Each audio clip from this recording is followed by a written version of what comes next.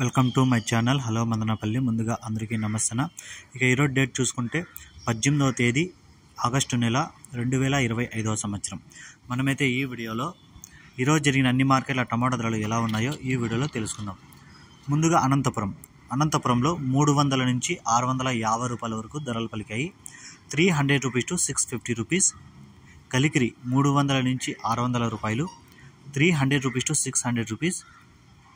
హోసూర్ 400 నుంచి 900 రూపాయలు. 400 rupees to 900 rupees. Palacode 100 రూపాయల నుంచి 500 రూపాయలు. 100 రూపీస్ టు 500 రూపీస్. మదనపల్లి 800 నుంచి 1250 రూపాయలు. 800 రూపీస్ టు 1250 రూపీస్. కలకడ 200 నుంచి 600 రూపాయలు. 200 రూపీస్ టు 600 రూపీస్.